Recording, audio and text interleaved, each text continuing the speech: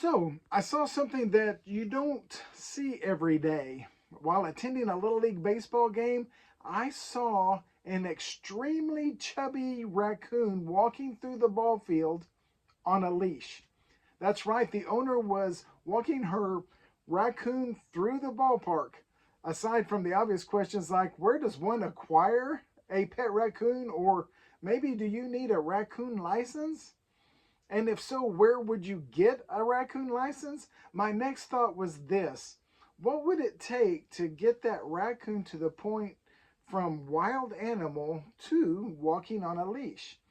Which brings us to the spiritual application. Let's start with this verse. It's Philippians chapter 1, verse 6.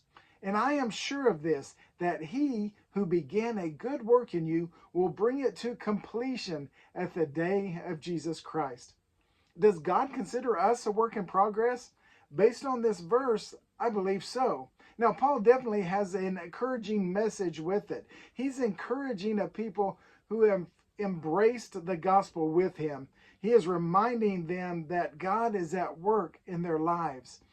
So, to repeat the question I asked about the raccoon, how did they get to that point? The Philippians lived amongst a people who were influenced by a belief in many other gods. There were many opportunities to willingly choose a path contrary to God's ways. I also think that we live in a society that bows down to many gods.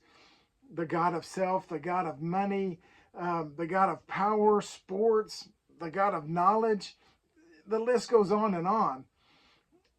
And let's face it, an honest examination of our lives at times might be better compared to untamed animals than a people set on following God. So, how do you get to the point of being partners in the gospel or a people who are doing good work? Let me share another verse with you. It's Matthew 5:5. Blessed are the meek, for they shall inherit the earth.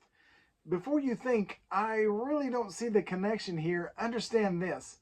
The word meek in this context does not mean timid or shy. It is better thought of a wild animal who has been tamed or gentled. Think of the difference between a tamed horse and a wild one. The tamed animal isn't any less powerful.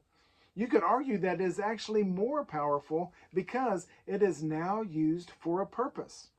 That is why the meek are blessed. They are experiencing God at work in their lives, living under the hand of a gentle master. When we allow our talents that we have been given to be used for God, we are allowing God to do his good work. So we are a work in progress. And our prayer should be the same as Paul's, that God carries out his work in us until the day of completion. Thank you for taking a little time with me today to center.